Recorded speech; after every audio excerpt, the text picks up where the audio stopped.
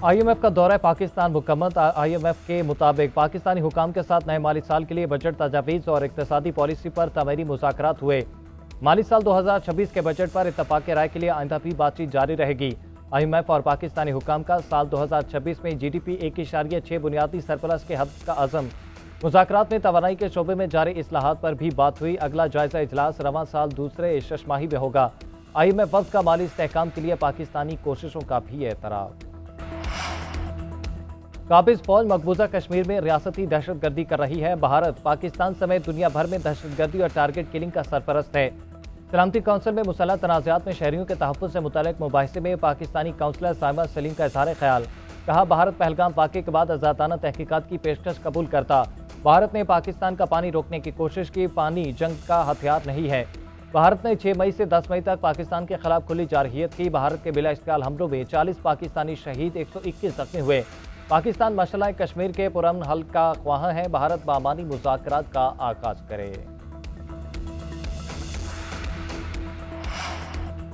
भारत ने एक जारहियत का नतीजा देख लिया। दोबारा करने का शौक है तो करके देख ले, हम तैयार हैं। हिंदुस्तान पाकिस्तान का कुछ नहीं बिगाड़ सकता। भारत को अब भी कोई गलत फहमी है तो आजमा ले। तर्जुमान पाक फौज का एक बार फिर दो टोक पैगाम। लेफ्टिनेंट जनरल अहमद शरीफ चौधरी कहते हैं कि कश्मीर के तनाज़े का हल होने तक पाकिस्तान और भारत के दरमियान अमन नहीं हो सकता। कश्मीर के तनाज़े में पाकिस्तान और भारत के साथ चीन भी एक फरीक है। 24 करोड़ इंसानों का पानी बंद करने की बात कोई पागल ही कर सकता है।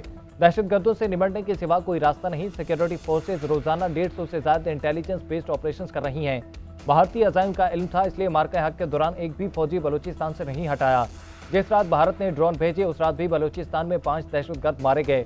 अफगानिस्तान अपनी सरजमीन पर दहशतगर्दों की पनाहगाहें न बनने दे।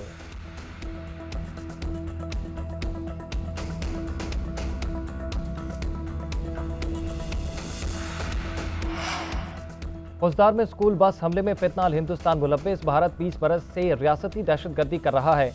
बस हमले के जिम्मेदारान को इंसाफ के कटहरे में लाएंगे। तर्जुमान पाक फौज लेफ्टिनेंट जनरल अहमद शरीफ चौधरी की वफाकी सेक्रेटरी दाखिला के हमरा प्रेस कॉन्फ्रेंस। कहा, फौजदार हमले के 51 जख्मी हैं, अक्सरियत बच्चों की है जो जिंदगी की जंग लड़ रहे हैं।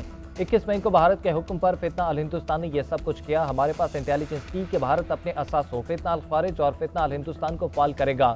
6 मई और 10 मई के दरमियान फितना अल हिंदुस्तान ने 33 दहशतगर्द हमले किए।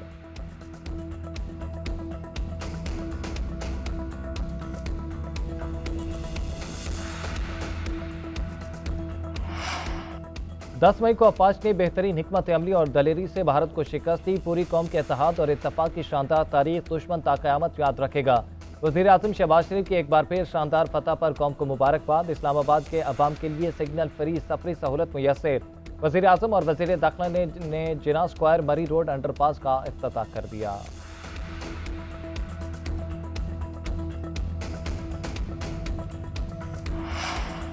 वज़ीर आज़म शहबाज शरीफ से बिलावल भुट्टो जरदारी की क़यादत में वफ़द की मुलाकात। दुनिया में पाकिस्तानी मौक़िफ़ को उजागर करने के लिए रहनुमाई ली।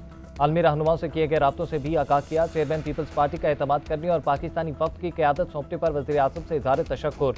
वज़ीर आज़म ने कहा कि उम्मीद है आपकी क़यादत में वफ़द पाकिस्तान का मौक़िफ़ और बयानिया भरपूर और मौसर तरीके से दुनिया के सामने पेश करेगा। उधर नायब वज़ीर आज़म इसहाक़ डार की गैर मुल्की दारुल हुकूमतों में पाकिस्तान का मौक़िफ़ पेश करने के लिए कायम कमेटी अरकान से मुलाकात। पाकिस्तान की सफारती तरजीहात का खाका पेश किया।